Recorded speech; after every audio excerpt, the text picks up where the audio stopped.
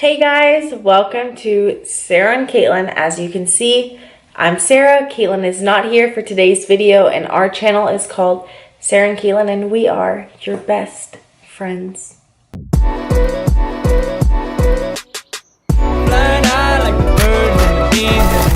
Today's video is about dating, and I told Kaitlyn I really want to do this one by myself because I feel like it's something that it's been on my mind. It's personal, it's real time, it's raw, and I wanted to talk about it with you for a second rather than this honestly be like a teaching video. I feel like the style that I need to do this is like conversationally, which means you just listen with an open heart like we're friends. It's gonna be really good. Before we get into the video, please subscribe to our channel to join our friend group. We love having you guys here, and I thank God for this YouTube channel that Kaitlyn and I get to be a part of, this ministry, this friend group. So we're really grateful, and we ain't going nowhere. So dating, let's talk about it. I feel like what I'm going to do is I'm going to first address what we're doing wrong in the Christian dating realm, and then I got a special message for the men and then a special message for the ladies. And that's the order I want to go into it with, and I want it to be quick and to the point. I'm not the type to say do a video on what we're doing wrong, but this is not like to tear anybody down.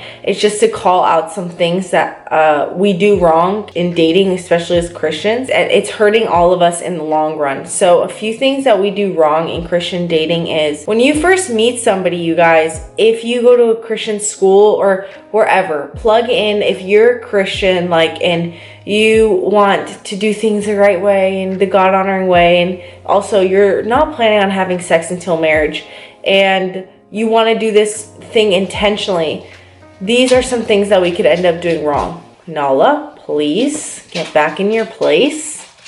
Let me see if she lays down. Okay. All right. Thanks, Nala. So first thing we do wrong is, especially ladies, we get way too hype when a guy starts talking to us and liking us. Being hype with your girlfriends and stuff, that's just like the girly thing to do. But guys and girls, you don't know somebody until you really know them. And what happens is, especially in the Christian realm, let's put it all on me, okay?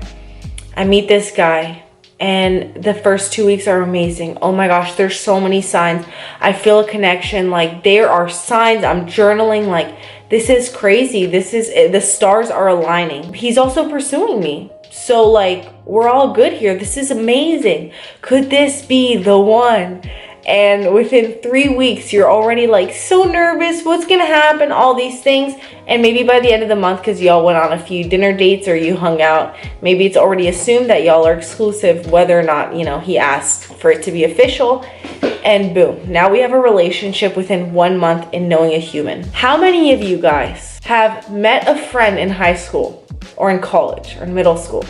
You become friends with this guy or girl, the same sex, and you think you guys are gonna be best friends because you have so much in common. But have you ever had to where 5 months later, you're like, oh my goodness, thank God I'm still not friends with that person because they have some serious problems, or they are seriously jealous, or they are seriously toxic. So if we just learn from what we've learned from friends before, you don't know somebody until some time has passed. A lot of us get into relationships with other Christians and we get in so fast. I would challenge you, which a lot of what I'm going to say, by the way, is inspired by Kate Warman, Heart of Dating, and some of the resources she presents. The reason why I like that ministry and what she's doing is because relationships are so important, in that as Christians in this day and age, guys, where the world is just haywire, literally live together for 10 years. What's marriage?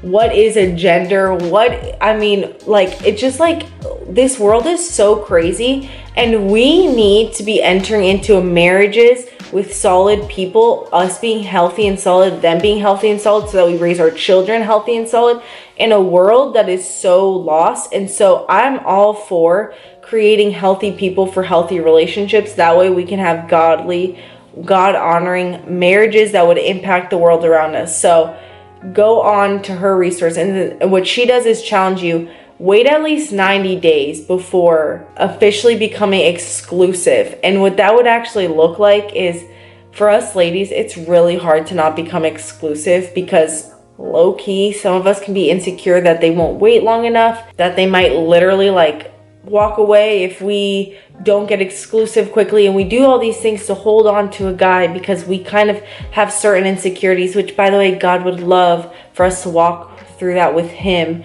rather than with a guy. We rush into things. And guys, when it comes to the 90-day thing, if you're gonna like wait 90 days to get to know a woman, also your role in that would be to be intentional. Like, hey, I actually am interested in you, but I do this thing where instead of like going right into it and like becoming exclusive with somebody that I barely know, I would love to be your intentional friend for the next 90 days. But also you knowing that I am interested in you, but to protect your heart and to protect my heart, I still don't want to make it so high stakes where it's like we have to be in a relationship at the end of this. I know some of you guys might hear that and be like, yo, a girl would not take that well.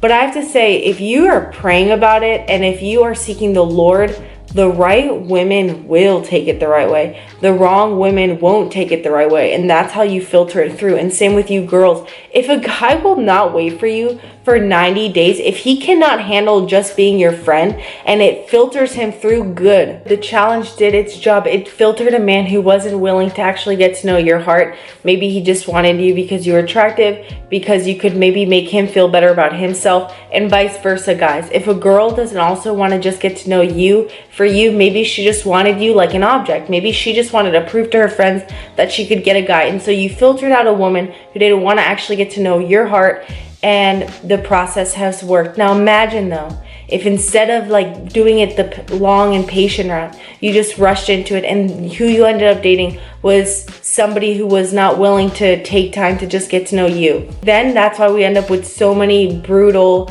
sad breakups, because we were getting in relationships with people who we didn't truly know. And some people are great at first impressions. Some people are great at saying the right things. And as we get older, we don't want to date the people who say the right things.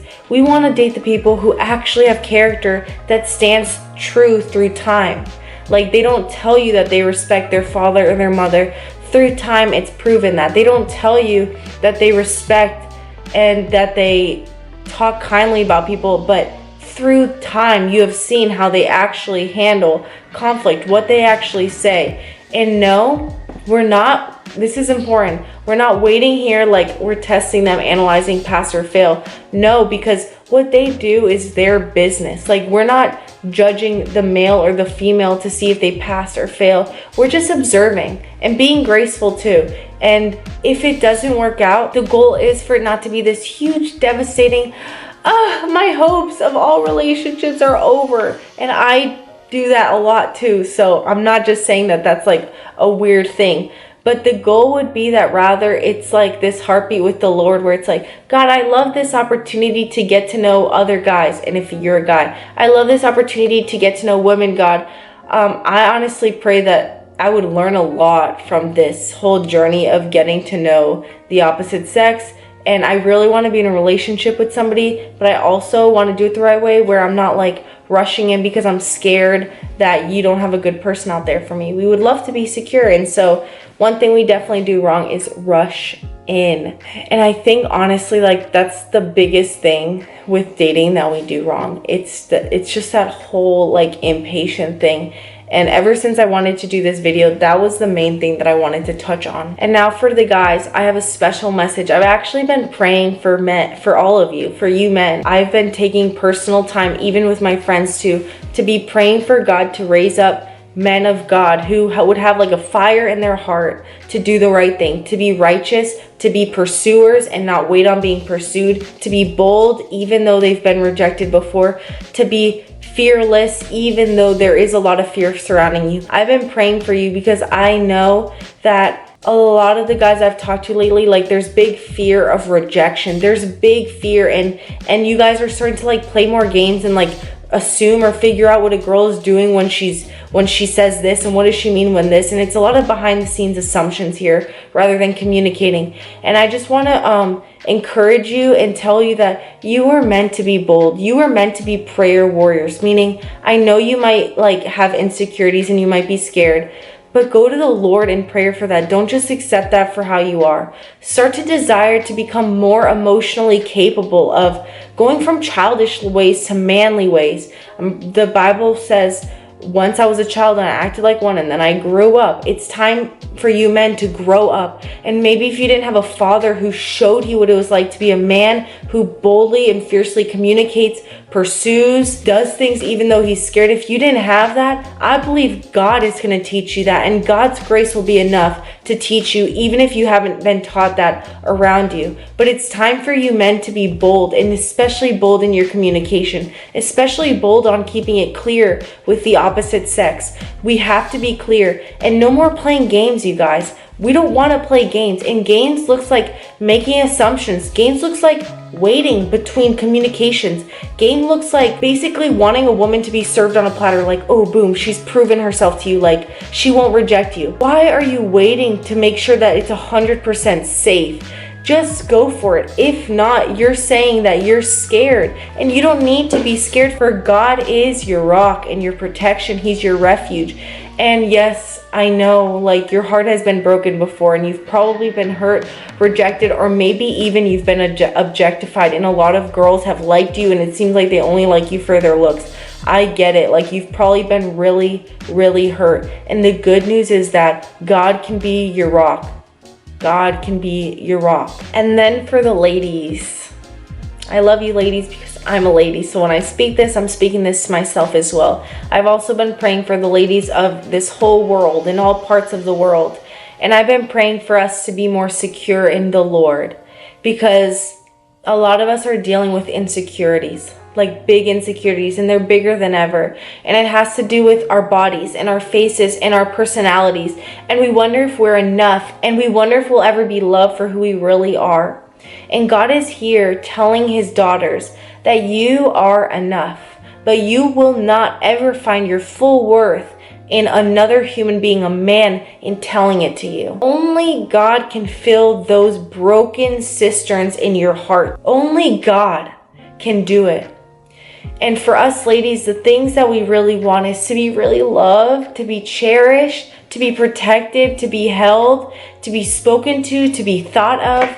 We just want to be cared for. And some of us ladies even went on to loving the same gender, another lady, just to get that love in return. But God wants to give us that love in return. And I don't say this from a place of fluffiness. This is what he's doing for me. I want to tell you that your heart is so valuable.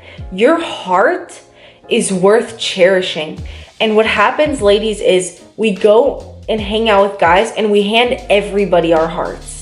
Here's my heart, here's my story, here's my trauma, here's my life. And we give it to everyone, hoping that somebody would find it worthy and valuable and stay long enough. You don't have to give out your heart to everybody. Leave it where it is. Let the Lord tend your heart. And what I want to say is, there's going to come somebody who walks along and sees that you're so valuable, not because of your boobs, not because of your butt, not because of what you'll do for them, not because of the things that you say to them and how you make them feel better about themselves, but because of your valuable heart and because that you seek the Lord. And they're going to say, God, I really want to know that person. And so that's where patience comes in for us ladies.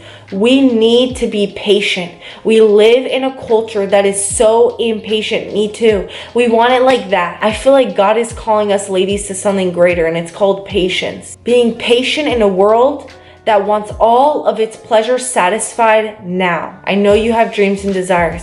Let the Lord do it for you. Even if his good takes 5 years and you try and make something happen in a year, it's gonna suck in comparison to what God can do. And this woman said it very wisely the other day. God spoke to her. I don't want to give it to you now because it would be filling a void. I want to give it to you when it's a blessing to you. I'm going to give you what it is that you desire, but not right now because it would be filling a void and only I can fill the voids. I want it to come at a time where it's simply a blessing unto your life. You know, there are a lot of us ladies, like you might be already married, and there's some ladies who've already gotten married and, you know, move forward. This is not to say that the ones who are single, God is wanting to fill us, and the ones who are married, God has already like perfected you, or he neglected you and you got to figure stuff out on your own now that you're married. No, everybody's life is accountable to the Lord. Like My life is between me and God, same with yours. God has a different journey for us all. And some of the things that we've winded up into, yeah, we got ourselves there. It wasn't God who got us there. Maybe we made a mistake, or maybe we made a decision out of impatience.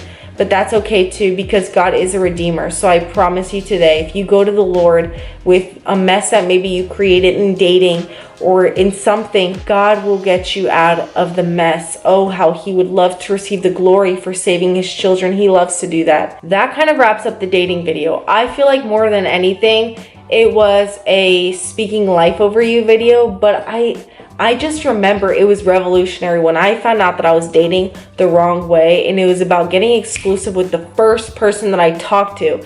And it's really because I didn't think that I was worthy of waiting on. So I just had to literally link up with the first person who would take me. And we do not have to do that. We want to be kind, we want to be prayerful, we want to be wise, but we also want to seek resources like the one I mentioned prior that will help us become more emotionally available. So with that being said, you guys, this was more like a friend to a friend video more than anything else. I love you very much. I'm going to continue to be praying for you. You please start praying for men and women. Let's not believe that we're screwed because, you know, parents aren't teaching their kids how to like be men or be women. No, let's just ask God to go before us and to raise up and to train us even if we didn't get the best training, because God can do it. So you can be encouraged that you, man or woman, God knows your life, he knows your heart, and he could very well be preparing right now another person anywhere right now for you guys to have a relationship that would glorify the kingdom. But it wouldn't just be this little bubble of you guys filling each other's insecure little needs and just like crying every day together.